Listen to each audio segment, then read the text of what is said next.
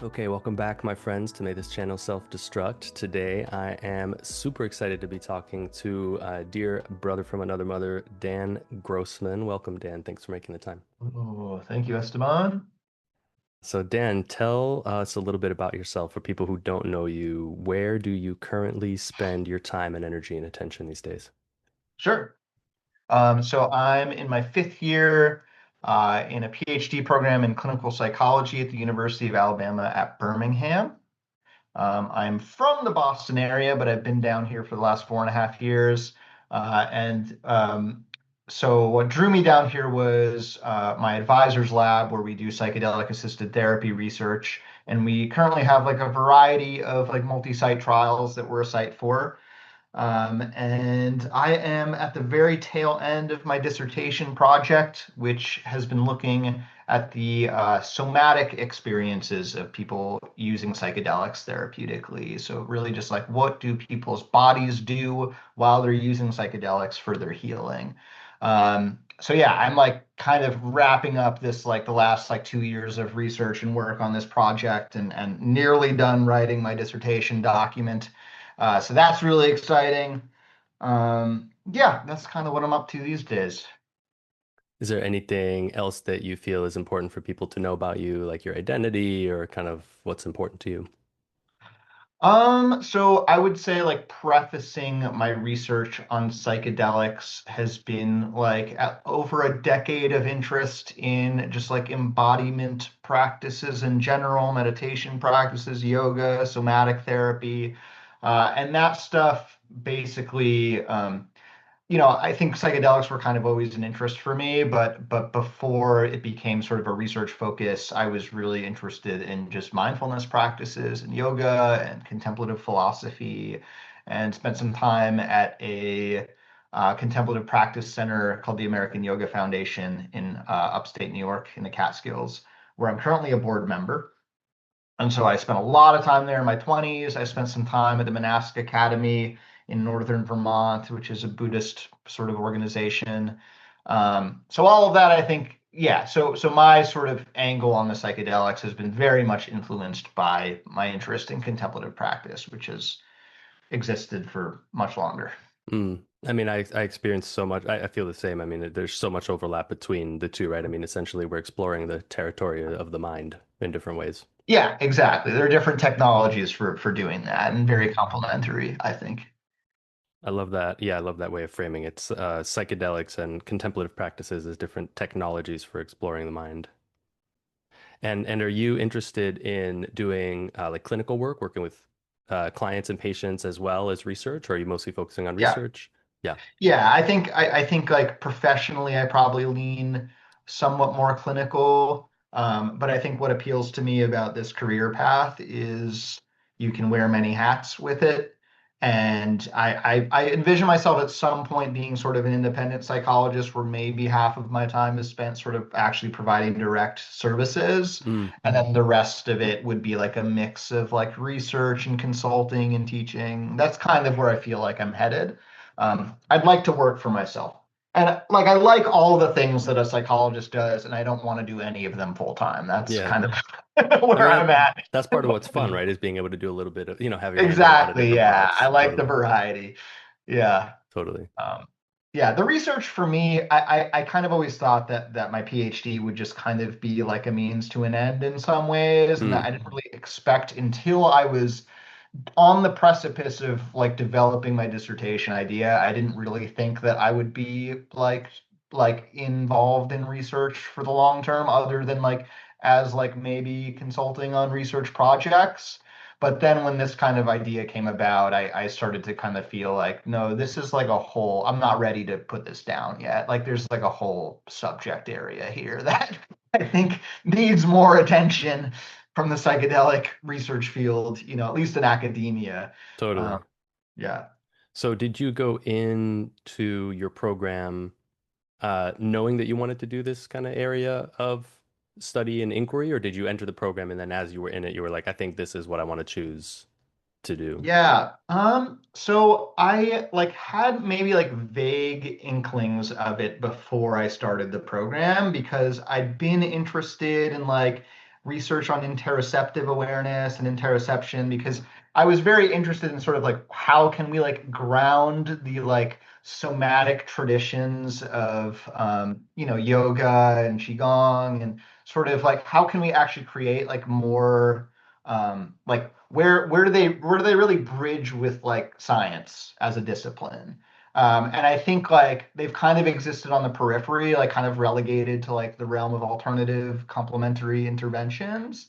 And that's always like really annoyed me Mm, because I think like there's thousands of years of tradition here. Like mm, there's it's mm, not just like this is just like complementary and alternative. These are whole other ways to approach wellness. mm, And like, yeah, so I think like there's kind of a broader crusade I've had around just like mind body dualism and our healing traditions in the West.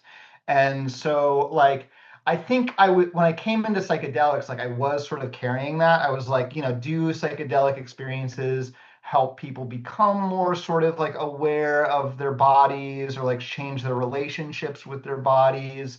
Um, but I kind of drifted away from that for the first few years of the program.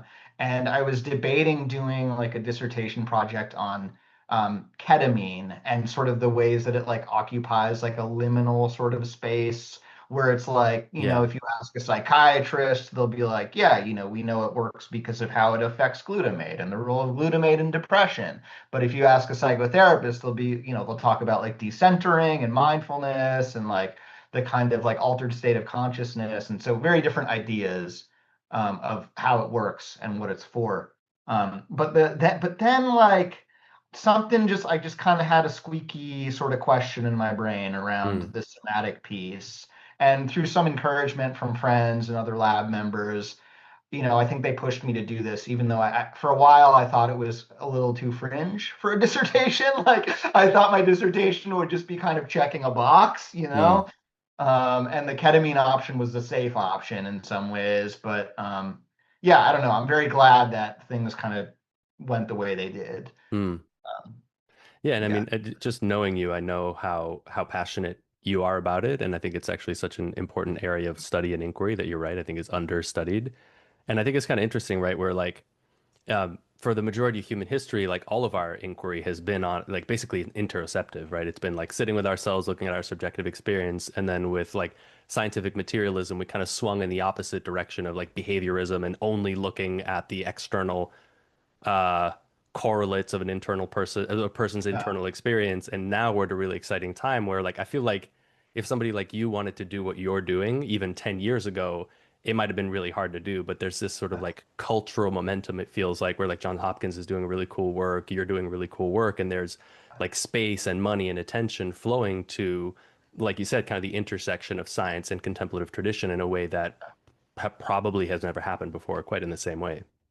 Yeah. Yeah. And I'm hoping that something happens with this kind of general area, similar to what happened with like mindfulness and meditation in the 60s. Like I imagine like it used to be in academia that like people would sort of balk at like meditation and mindfulness and just think that it was a bunch of woo-woo, new age BS pretty much. Mm, But because I think there was like a lot more, like it got like more scientific attention, it got more sort of like people wanted to design sort of rigorous studies and sort of operationalize it in a way that just like made sense. And I think now it's like there's no taboo attached to it anymore. Like mm, this is just like well accepted as just like something that might be a good idea. I think in some ways it swung the opposite direction where now mindfulness can be like a wellness fad. mm. But I also think like they're Trendy. they're like it's nice for these subjects to no longer be taboo in a way, and like that now there's room for them sort of in clinical practice and in clinician education. And my hope is that like somatic therapies benefit from the same kind of like transition, if Yeah. that makes sense. That it's Yeah. like we start to because they've been so marginalized for pretty much their inception. Hmm. And I think that's a problem to me, that's a problem because I think they have genuine wisdom and insight to offer. And I think they could also benefit from a little more precision in how they think about what they're actually doing. So yeah, I'm interested in sort of how do we take like the somatic stuff and make it a little more refined or more like Yeah, just like give it some more like science treatment. Mm. Yeah, I mean, I think a lot of the people listening to this are going to be clinicians of various types or somatic practitioners or contemplative practitioners, and I think some of the listeners are not going to be. So when you say somatic, like what does that mean to you? Define somatic for me.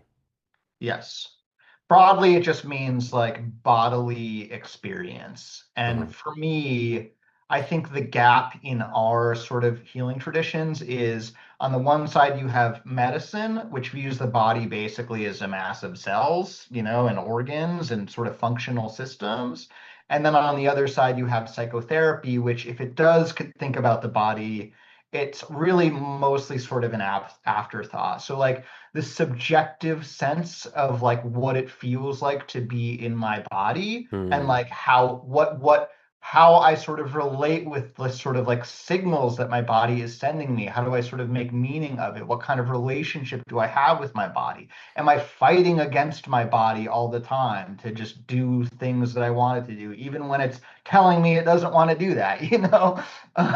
So I think there's like a lot of room for like developing a little more nuance around like the subjective sense of embodiment. Like, Hmm. I think that is, if I had to sort of summarize where the gap in our traditions is, it's that we don't think enough about what it feels like to be embodied and what it means to be embodied. I love Like, that. the body is just it's either an object or it's nothing. And Yes. I think that's a problem for how we work with people, because anyone who's a therapist and works with clients who have backgrounds in trauma, they just have like millions of like comorbid, like autoimmune conditions and chronic pain and just like all kinds of stuff. And the best that we tend to do for that is send them through this just like procession of specialists, and they never end up getting like the help that they really need. And Yeah. to To me, experience subjective relief. yes, and I think they get maybe partial relief from all these different sort of specialists, but I think there's kind of like a gestalt here that we're just kind of fumbling Hmm. because we don't really have literacy around embodiment. Hmm. That's Totally. my that's my view. And just a quick again vocabulary clarification. You just used the word gestalt, which is used Yeah, in sort of different contexts. What do you mean by yeah, that? yeah. Just like the general vibe. The general Yeah. vibe. Yes, that's a great that's a great definition for The gestalt. Like general, the like general it's just vibe. like when the sum is sort of greater than its parts. Like, that's kind of the gestalt, is like the whole like picture that sort of emerges. Yeah, yeah, totally. Yeah. And as you were talking to me, it seems like, you named like, okay, so there's medicine is over here, right? And they're viewing us often through the lens of pathology, as like there's this bundle of cells and interdependent systems that are functioning together, almost like there's no person in there. It's just this kind of like automaton that's functioning. But they're really good at kind of intervening in acute ways, right? Then we have psychotherapy over here, and now it's a different view, right? It's like a bundle of Yeah. emotions and traumas and Yeah. feelings and memories that are interacting. And as Yes. you were talking, I was thinking about like in our culture, it feels like those two are like the siblings that get the mic the most. But there's like a third sibling, and that's the Yeah. spiritual piece, right? Of like, Mm, guys, like also like we are like spiritual essence, like manifesting through mm, form. And through that lens and through a lot of the contemplative traditions historically, the body has often been seen as an impediment, right? mm. Like something to Yeah. kind of overcome or like almost like torture and kind of Yeah. submit to what we want it to do. But as you were describing, I loved it was just I just felt this very compassionate, like it was I could almost feel my body purring. It was like it's almost like it's this like pet that we have. It's this like animal, this horse that we're given, and we have to like Yeah. take care of it and like yes, know how to address the systemic causes of why it's not doing well and why it's unhappy, but also like give it apples and like hug it and like listen to it when it's like, dude, I'm really tired. And we're so bad at doing that in our culture, Yeah. right? Yeah. Yeah, 100%. I feel like we just like have fumbled this in many different ways. It's definitely left a gap. Like, I do think like psychotherapists, I think in general have become more open in some ways, and like there is kind of, I sense like a little more of like a gesturing towards like an interest in like regulation, and like even like CBT therapists teach like relaxation exercises and stuff, so there is some interest in this, like, right, we know like it's kind of important, but I just find that our grasp on these concepts is fairly shallow. And there's just like a whole tradition of somatic psychotherapy that has existed for like 100 years and then beyond that, all the, contemplative traditions that prefaced it, Mm. that I just think like they have vocabulary, like that I think we Yes, just don't sir. really have. And like certainly I didn't learn that in my program. And like I'm trying to kind of cop myself in education in somatic psychotherapy and somatic psychology, because I didn't receive that here. What I did receive here has been amazing, and it's a gift that will keep on giving. And it's not that I don't see value in this sort of relational or sort of talk therapy approach, because I do, but I think every intervention eventually hits its limit. And I think I see it with the trauma clients that I work with, that sometimes I'm like, that chronic pain that you have and the emotion and like the trauma, like there's something kind of bound up together here that I feel Mm. like we don't Mm. really have good vocabulary or tools for naming. Totally. Say more about that. Say more about what have you learned about the ways in which, in particular, chronic pain is really interesting to me, right? What have you learned about the ways in which chronic pain, trauma, and emotion interact with one another? Hmm. What I can say is not a ton by virtue of my education, Okay.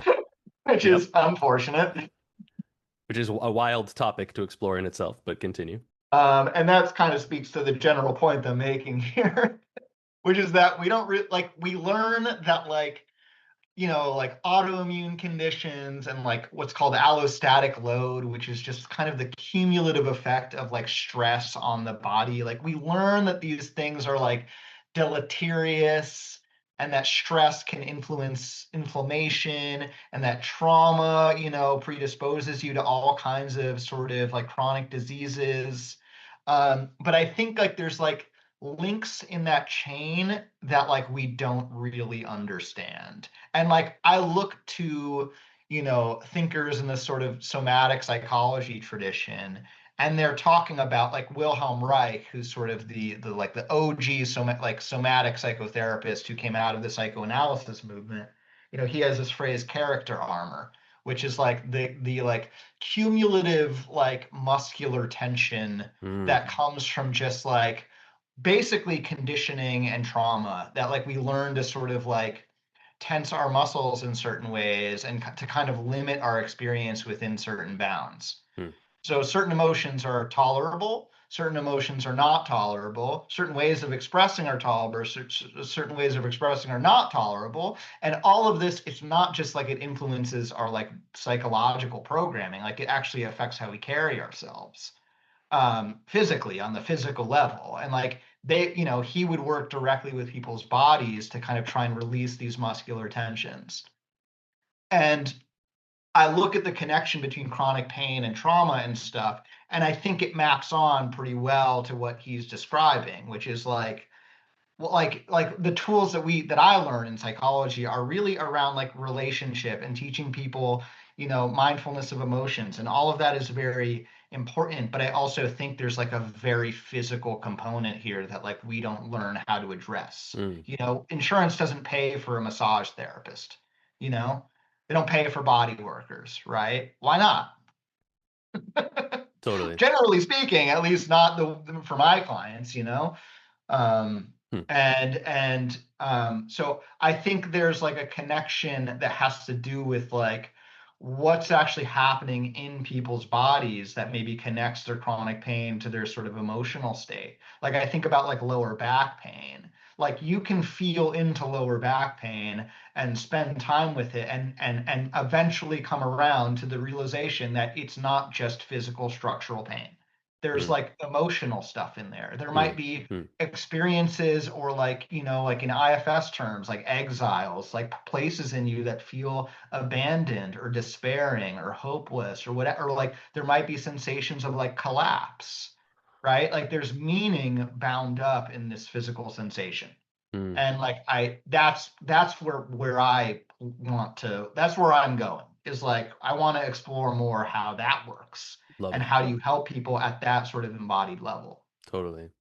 Yeah, and I mean, I think we could trace back this sort of historical trajectory of like Cartesian dualism and like separating the mind and body and all that stuff. For sure. Um, but more related to the present moment, like it's it's interesting to me because what you're describing just makes so much sense. Not only does it make so much sense, but also like the evidence points in that direction, right? It feels to me like there's a sort of cultural inertia or almost like resistance to accepting the possibility that essentially a lot of our suffering is psychosomatic, not in the sense of like psychosomatic, like you're making it up in your brain, but in the Yeah. sense that it's like your physical experience and your emotional and intellectual experience and cognitive experience are all tied up together, right? It quickly brings us into like, why does placebo work? Like, because your mind is more powerful than you think, right? Do you Yeah. experience that? I mean, I'm sure you're in a sort of self-selecting environment of people who think similarly to you in some ways, but like, do you encounter that kind of cultural inertia to the, like, why is it so hard for us to accept that our body is this kind of sentient thing that actually influences our subjective experience of pain or the way we view the world or our thinking and emotions? Why is that so hard? That's a really good question. Um, I think it's just like I think it has to do with like deeply baked in cultural assumptions. Like in many ways, like our culture is not really like set up to like encourage like productive forms of embodiment. Like we don't really, it's just like our education is like entirely intellectual. Like we don't Mm-hmm. teach kids what it means to be embodied, Hmm. you know? But like it's so deeply implicit in like how we think as a culture, I think. Hmm. And so I think like and like I think you're right. Like there is a kind. I think it's changing. You know, I see like the waves that like the body keeps the score made in like the Yeah. therapy world, and like I think there is a growing recognition and like a kind of wave of interest around this stuff, um, that is potentially causing some like deeply held beliefs to shift around this. But like man, the honest answer is like I think I would just need to think about that more. Yeah. Like, Dude, think about it and then come on the show again and we'll talk about it again. yeah, let's bookmark that Let's for bookmark it. later. Why is there so much inertia around like thinking psychosomatically and like really seeing this connection between like mind and body in a way that feels tangible? Yeah. Yeah, is that basically the question? Yeah. Totally. Yeah. I mean, especially among psychologists, I find that it's Yeah. just like I often feel like I'm speaking a language that's just completely unfamiliar. Like a lot of what I end up doing feels like kind of translation in a Yeah. way. You know, when you talk about embodiment, people don't know what you mean, which to me is like, yeah, that's what I'm saying. You Totally. know? That's my point. That's why I'm writing a thesis on this. Yeah. Totally. So, I mean, you're preaching to the choir, right? You're like, Yeah. I'm right there with you, and I think it's so incredibly important. And I think about all the time, like, okay, what's up with this inertia? How did you get into the general research and line of work that you're training in and that you're doing, and the specific, like, how did embodiment become important to you? Has it always been baked in? Like, Yeah. did your teacher, your parents teach you about it? Like, when did you Yeah. start to get interested in this? Yeah. It definitely did not start in my family of origin. Okay. Um, Often is the case. Continue. Um, so my freshman year of college, I made a friend who had spent the summer at this American Yoga Foundation place I mentioned. Hmm. And you know, we hung out a lot and like, you know, I learned about sort of Buddhist philosophy and psychology from him. And then basically I made this friend who had this interest in Buddhist philosophy and psychology. And over time and just spending time with him and reading more into Buddhism, I started to develop sort of some like genuine curiosity about this, and I didn't have plans the summer after my freshman year. And he was basically like, you could do an internship at this American Yoga Foundation place. Hmm. And, you know, I visited, I thought it was really lovely and welcoming. And I was at a time in my life where I was looking for something that made sense.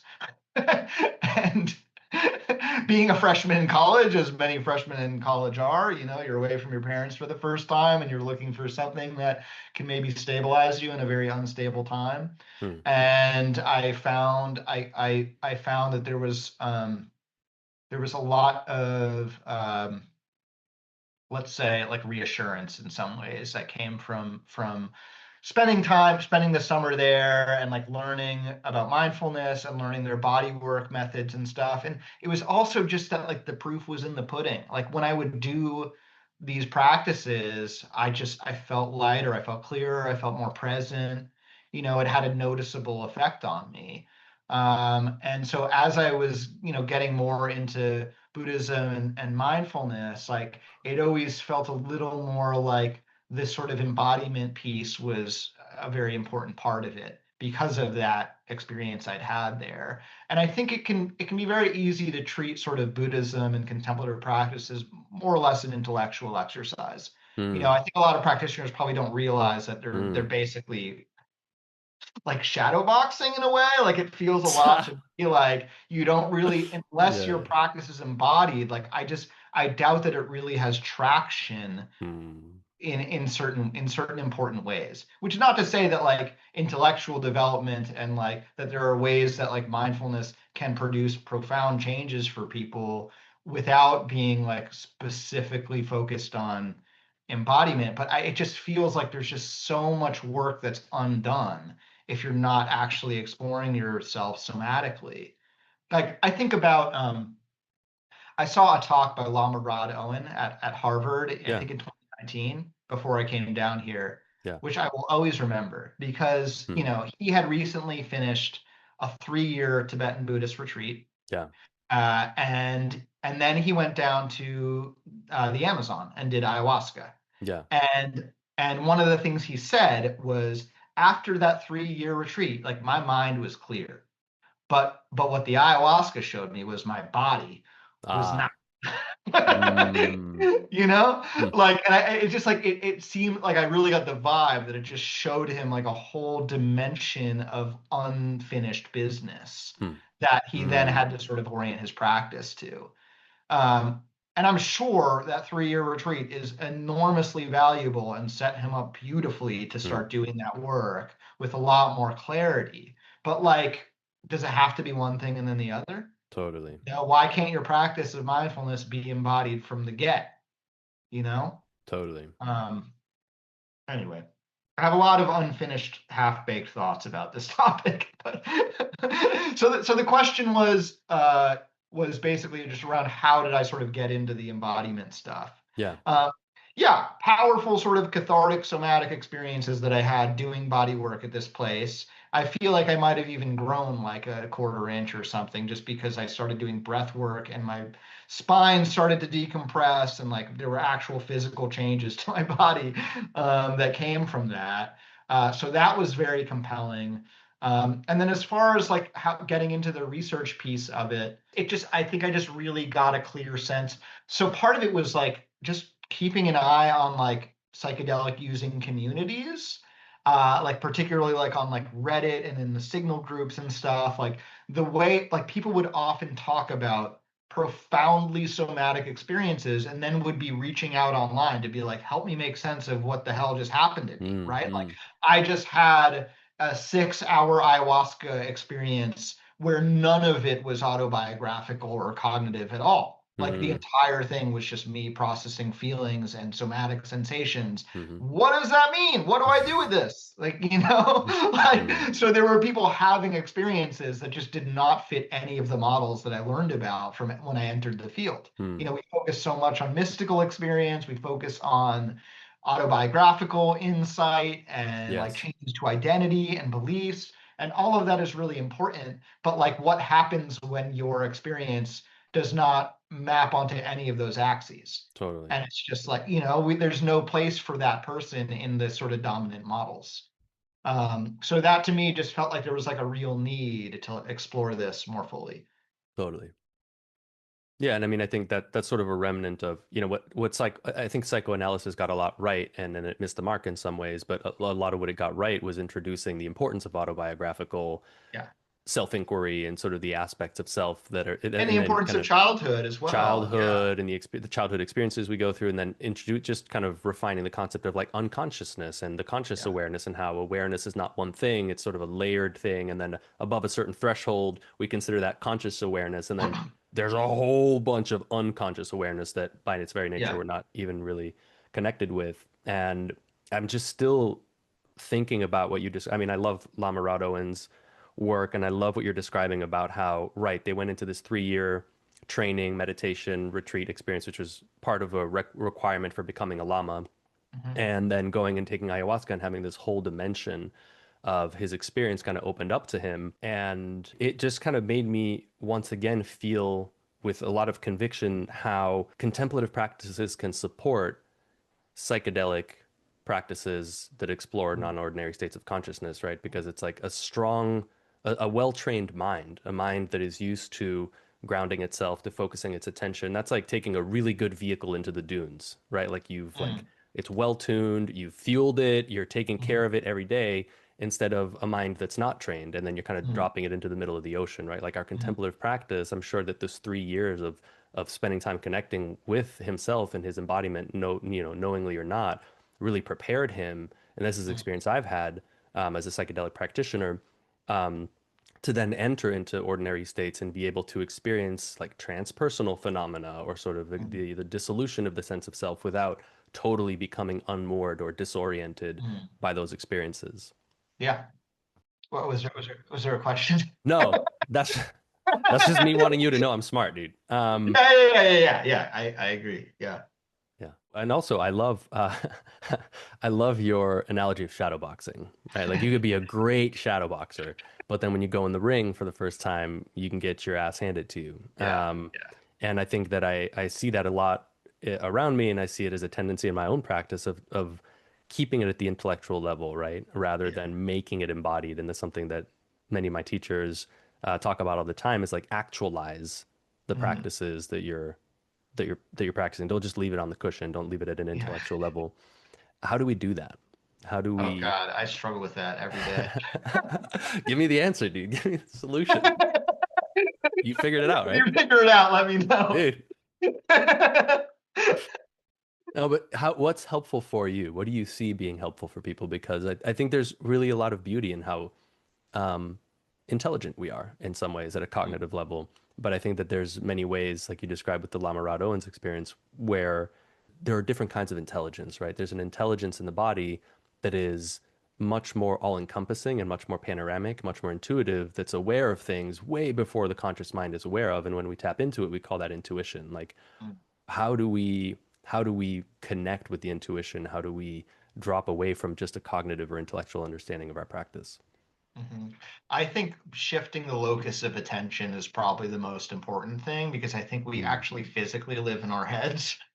Which maybe like we don't actually like we use that as if it's like metaphorical in a way, but I think it's not just metaphorical. It's like no, like our attention is concentrated up here. And I speak from experience when I say that because as even as someone who does research on embodiment and somatic experiences, I spend a lot of time in my head, you know? hmm I mm, spend a lot of time thinking about embodiment, sometimes more than actually experiencing what it's like to be in my body. And this is like a struggle because it's painful. It's uncomfortable. I have stuff, you know, I have tensions that I haven't worked out and like mm, emotions that I feel like still sort of follow me around. mm, And so it's in some ways that like the living in our head has become like an adaptation mm, to just like the distress of being in our bodies. And so I don't think you can overnight basically train yourself to just like become a more embodied person because when you do that you encounter the barriers to embodiment, which is our pains, our avoidance, are the ways that we brace against discomfort, and that sucks. It's painful. It's harrowing work being in a body that is subject to death and decay. mm. What are you talking about? And Wait, what do you mean? Wait, what? it's unpleasant quite often, Yeah. you know, like encountering your tensions is an unpleasant experience. And so I think like going slowly, like for me it's just like it just Mm, there is no other way to sustainably becoming a more embodied person other than to sort of more slowly and patiently work with your tensions and work with the things that come up that feel uncomfortable. mm, um, and so like to connect to the intuition and all of those things, like, you know, of course, like I think like psychedelics are a very valuable tool when sort of trained on your somatic experience. I think they can really turn the volume up on those sort of like what they would call kleshas, I guess, in Buddhist philosophy, those kinds of places of sort of clinging and aversion.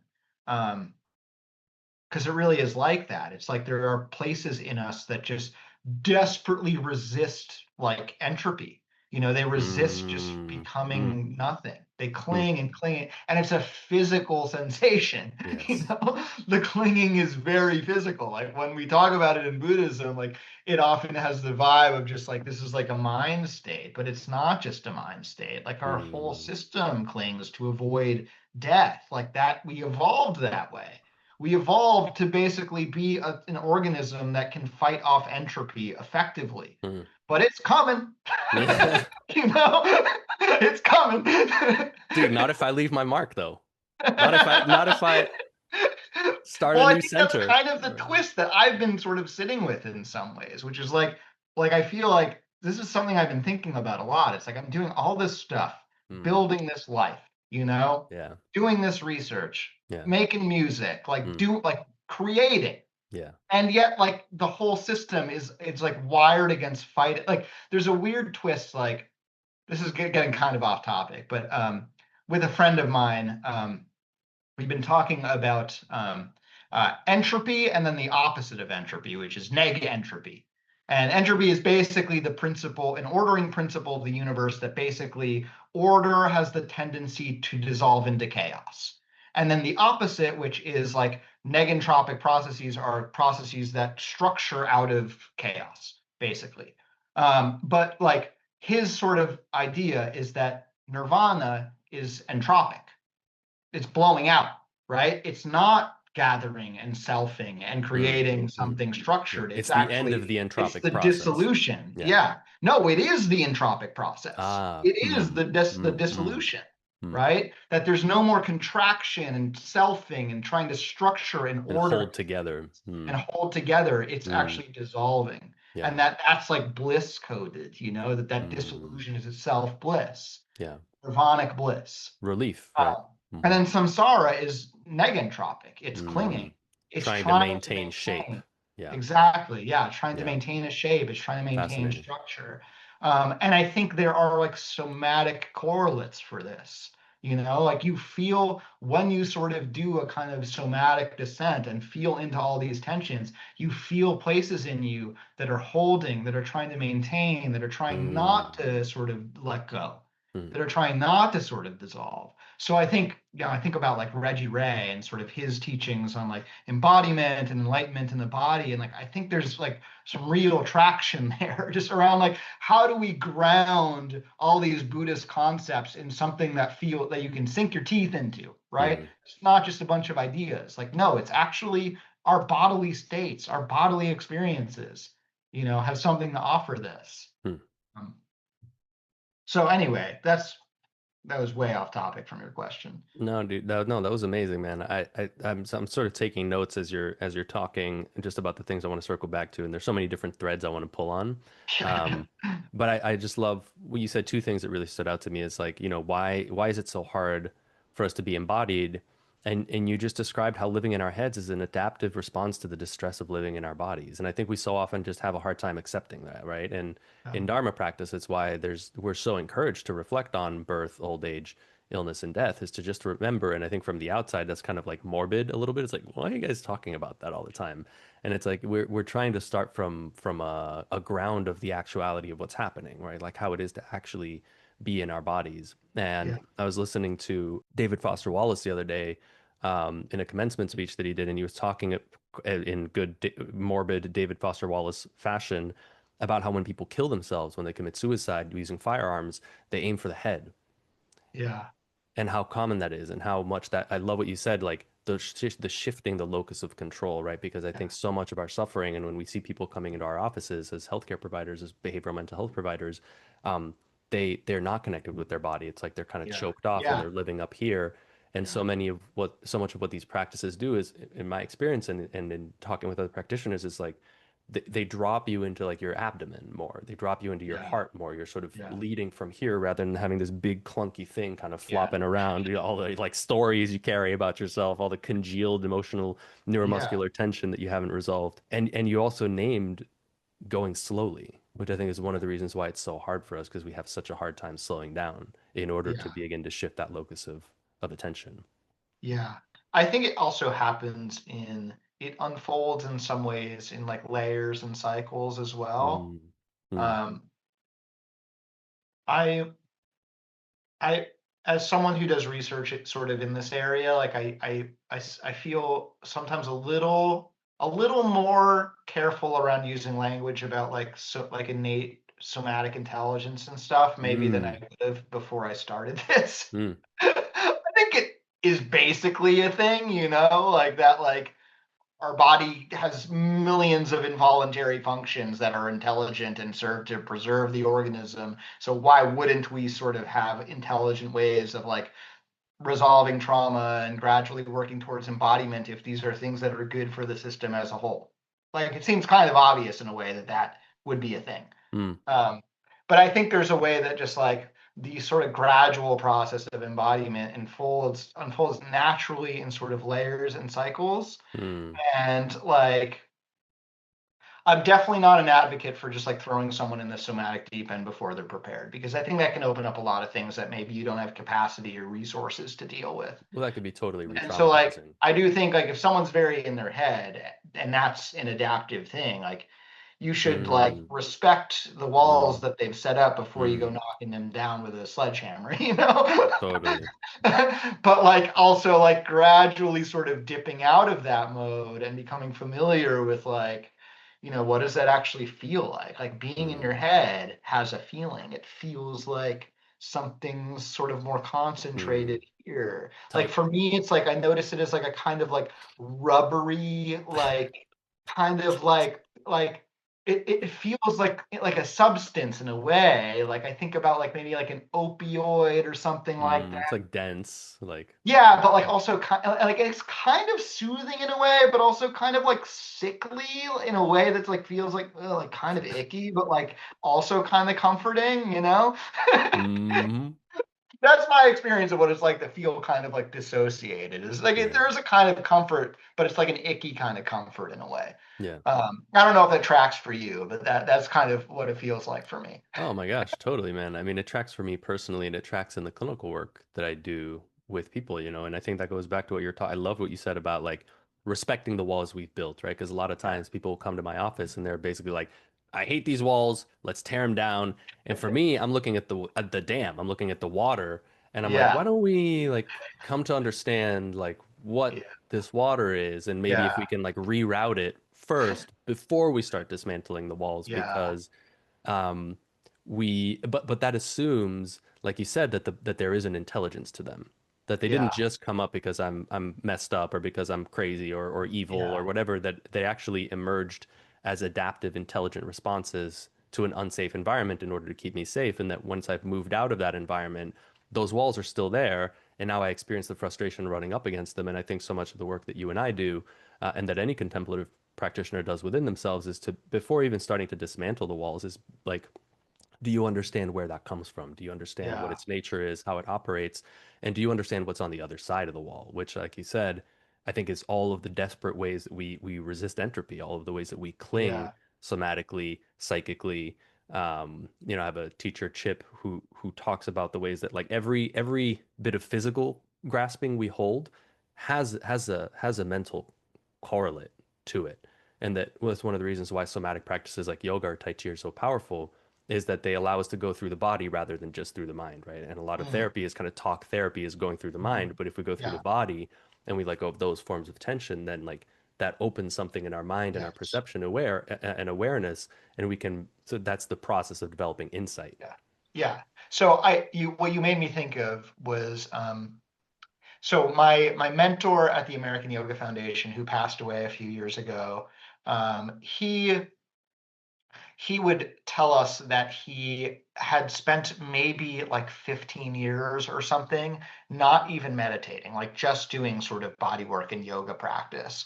And then when he went and did sort of like extended retreats in the hermitages they have on that property, he found that it was like so much easier to drop into his meditation practice and to drop into the rhythm of a mindfulness schedule because he wasn't battling his body the whole time, you know?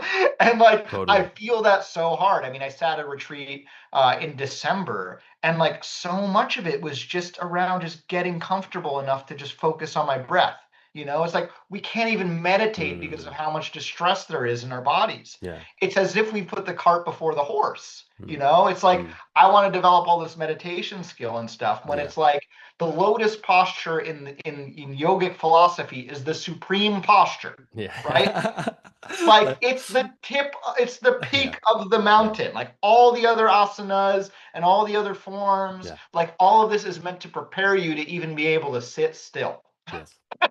Yes. And like I feel like we've lost that wisdom in some ways. Like Mm, we're like going backwards in some ways, just like taking only the meditation part and just like mm, ignoring the fact that it's like it's hard to focus on your breath for a moment when your body is just like a battleground of discomfort. You totally. know? So yeah, I agree with you completely. It's like going through the body in some ways just like opens up these, like I see it with clients too. When I do like a body scan with a client who's like, kind of dysregulated and they like can't think clearly, as soon as we do the body scan and they start to kind of settle into their body and feel maybe a little more relaxation and ease, then we can talk, Yeah. right? And it's like, oh, we're talking from a very different place where it feels way more embodied. It feels like a grounded conversation. Um, yeah. Totally. And what was interesting as you were talking is I was thinking about like asana, like hatha yoga was developed as a system to prepare us for meditative experience, right? Like Mhm. that's what these postures were developed for. They weren't in and of themselves for themselves, but it's really interesting how in our culture, not everyone, like there's a lot of yogis who are also meditators, but like popularly, culturally, yoga is often like the physical practice, but there's no end Yeah, all the other meditation piece. limbs, all the other eight, like eight, Don't matter. But Ashtanga yoga, eight limb, like let's just take one of those limbs. Yeah, But on the that's our other hand, culture like, in a nutshell. but totally, and this is my point. And then the meditation community is like all sit, breathe, Yeah, focus, attention, no attention to preparing the body for those kinds of experiences. In good yeah, contemporary American sort of dissociative fashion, it's like we've kind of like separated those two yeah, and put them in their own lanes. And what you're describing is the ways in which, like, in order to benefit from those practices, we kind of need they in the best case scenario, they support one another. yes, I agree completely. Yeah, and this is a balance I'm still feel like I'm like constantly trying to figure out as I've well. Like I've figured I've figured it out, Dan. You're gonna totally. It's a constant balancing act, right? next thing you're gonna start advertising your 8-week course on Dude, my how 8 week to do it course, right. that's hilarious. Totally. Dude, if I ever I start would sign up for advertising, that, dude. I don't say that. I can't surround myself with yes men, dude. That's a terrible idea. Um, two things that I just man, I wish we had more time to talk about. It's like this concept of battling the body, I think is so important. And if I were to like name like a top three off the top of my head list of the things that I see people coming to me with, there's like when people come into a psychotherapy office, they come with the presenting concern, which is like their conscious awareness of like this is my problem, which I've learned is often very far from what the actual root causes actual problems are, right? And a lot of the psychotherapeutic process is developing enough relational trust that the real problems can come to the surface, right?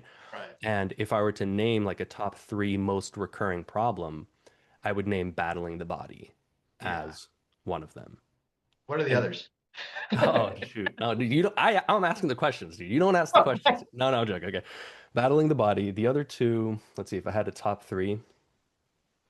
I think I think this is correlated with battling the body, but resisting impermanence Mhm. in Yeah. various different forms, or like you talked about that sort of desperately clinging Yeah. for a Same, sense different of language, safety. same thing. Yeah. Yeah, totally. And then let's see, what's the third one? A loss of respect, love, kindness, and compassion for themselves Yeah. Yeah. that comes I feel like from these are all relational kind of, situations. They're all the same thing. they're all kind of the same thing. Yeah. They point to the same thing. Yeah. There's something about the softening in relationship to oneself also Yes. that I think makes it easier to feel embodied. And if you can feel embodied with greater ease, then it's easier to let go. Like the body just relaxes Mm, more mm, into impermanence. yes. There's less clinging. So I do think it all kind of works together, right? Like you need to be kind to your tensions. You need to be kind to your defenses. Like you can't just Yes. go in there. Like it's if you try to meet, it's like a non-Newtonian fluid. It's like which are fluids that basically they harden on impact, I think is Uh, my understanding. Like I think our tensions are kind of like that. mm. But if you come at it like, "Bruh," it's gonna like, it's gonna brace. And what's really interesting is like I find that it's often less that we're resisting impermanence as we're resisting our idea of impermanence, right? Like we objectify it as this thing of like then my body's going to be gone when in reality when we start to pay attention to ourselves, we've been in it the whole time. We don't Yeah, have like the baby we were when we were 2 years old and the thoughts and feelings and yeah, somatic and emotional and relational experiences we had then or when we were 6 years old or 12 years old, like all of them are dead already. Like they're long yeah, gone.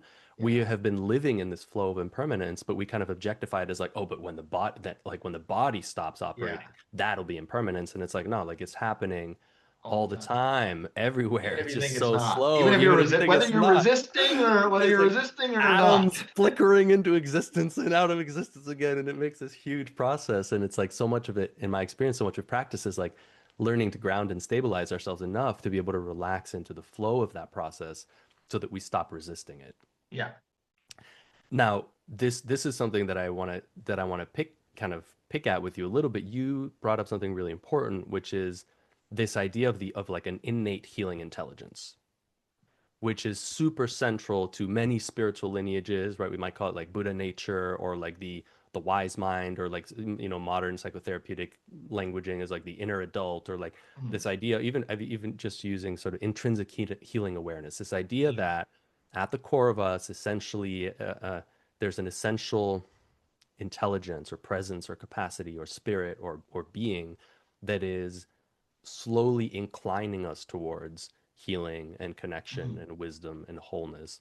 And you named some agnosticism about that. yeah.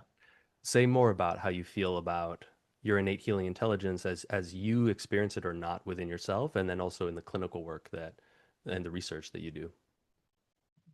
Mm. I have to think about it for a minute. Yes or no, dude? Innate healing intelligence, dude. Yes or no, man? So, part of it is just when I started this project, I had what I thought was a much clearer sense of what I was doing than I do now.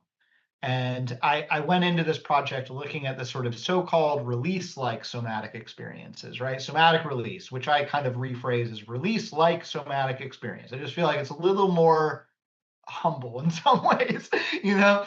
There's a little less epistemic certainty around what's going on when somebody's body starts expressing, right?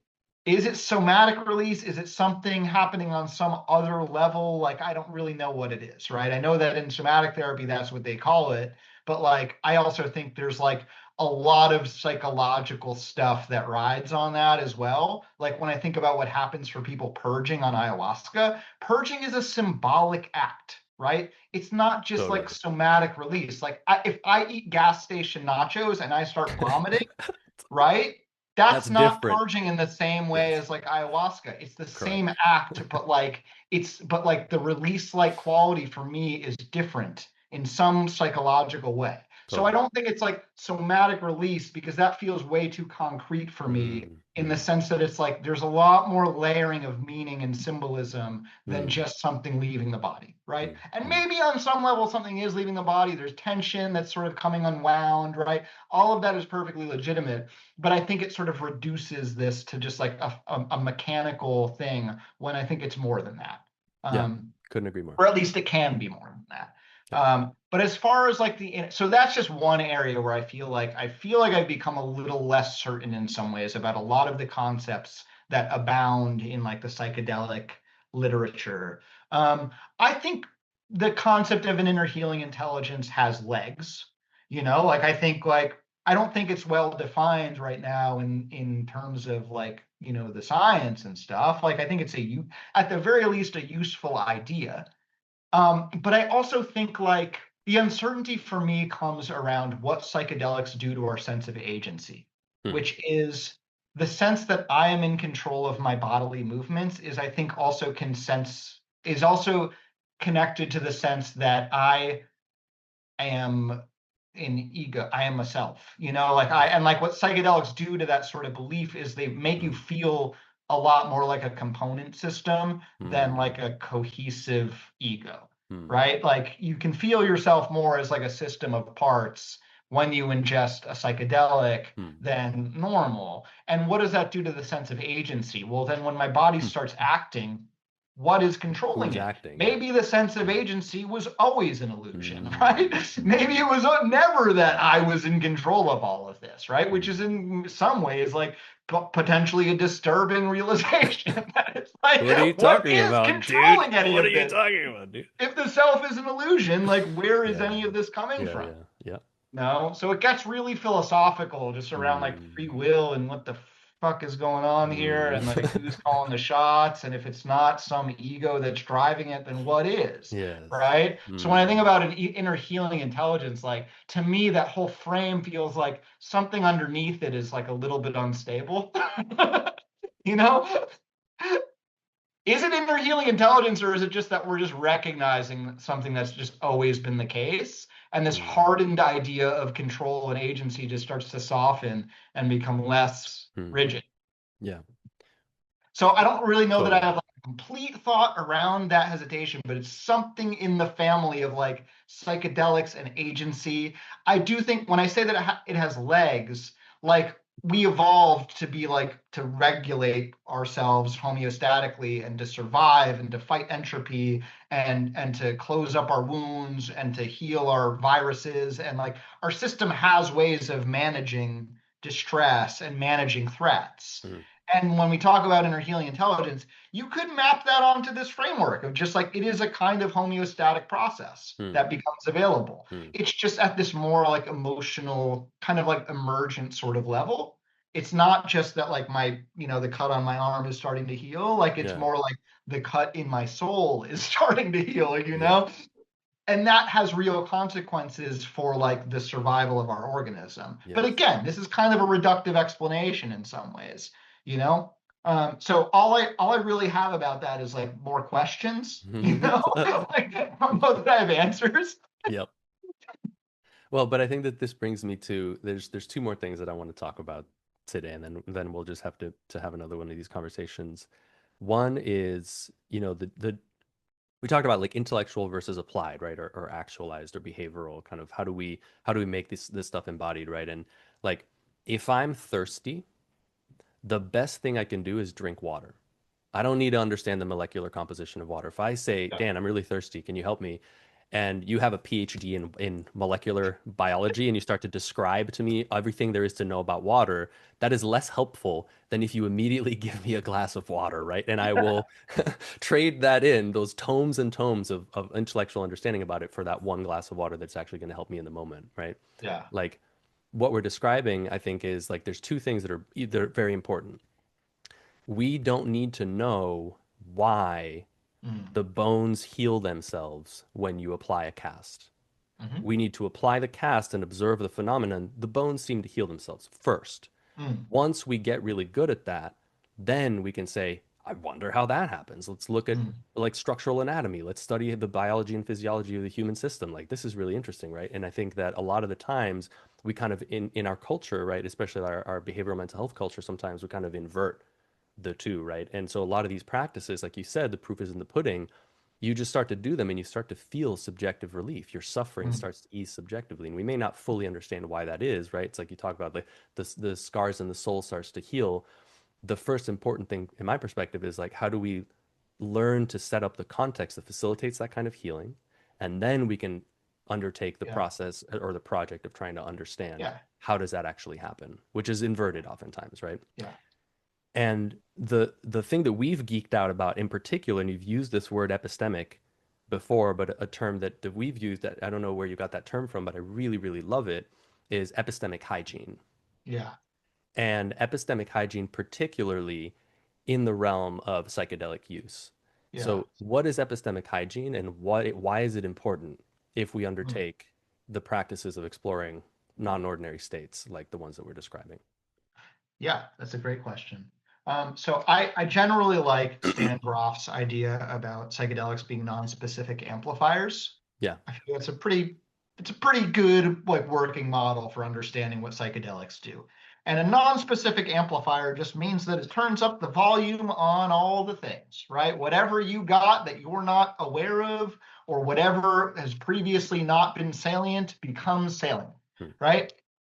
I think we don't talk enough about false insight in psychedelics. I think psychedelics Ooh, assign a glow of mm, salience and meaning and glitter to everything that comes, every thought that comes into your head. love that. False insight.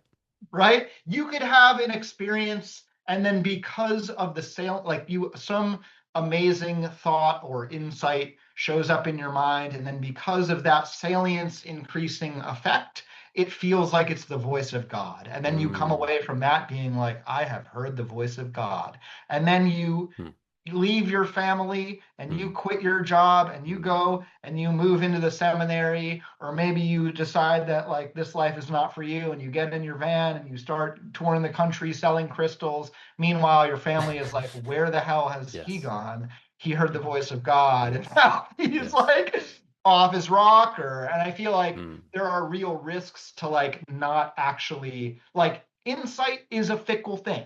Like you actually have to sit with it. You have mm. to see if it's real or not. You have to test it. You have to poke it. You have to prod it. You have to give it time. You have to talk to your friends about it. Yes. Maybe talk to teachers about it. Make it Right? relational. Yeah. And like often there are ways that like unconscious material comes up not as a clear signal, but as a kind of messy, I'm going to use the word again, gestalt of like something, a theme maybe that needs to be addressed more in your life. I think about like recovered memories, for example. I Yeah. think it's a real thing that happens. I Yeah. think people really do have recovered memories that can come up in psychedelics. Yeah. Sometimes the details aren't A little quite fuzzy. accurate, right? They're fuzzy, or like maybe it's not the person you thought, or maybe it's not a specific thing that actually happened, but it's a theme of experiences. Yeah. It's symbolizing a theme of experiences you had in your childhood, right? And so like there's a lot of uncertainty that sort of just like mystifies that in some ways. So I think like epistemic hygiene for me is really important because you might not be drawing like the right conclusions from the things that come up. But I think there's a way that like certainty can be like kind of damning sometimes, Yes. right?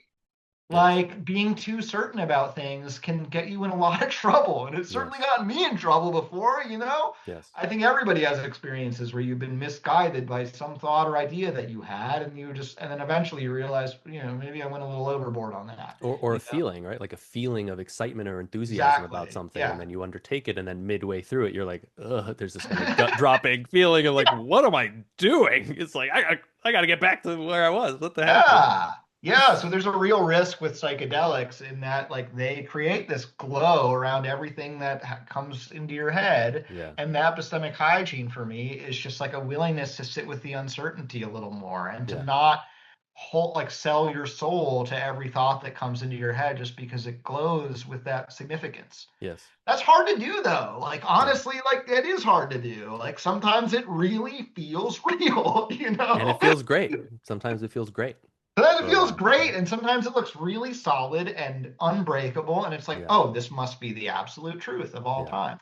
But Yeah. I think it was Milarepa, who's was Naropa or Talopa his teacher? I can't remember how Naropa, exactly. Naropa, Marpa, Marpa. Marpa was his Yeah. teacher, right? So maybe it was this story of Milarepa where he's like, he's sitting and he's meditating and he has all these amazing experiences, and then he goes to Marpa about them, and he's like, I had all these incredible experiences, and Marpa's like, that's not it. Keep Whatever, meditating. bro. Yeah. Totally.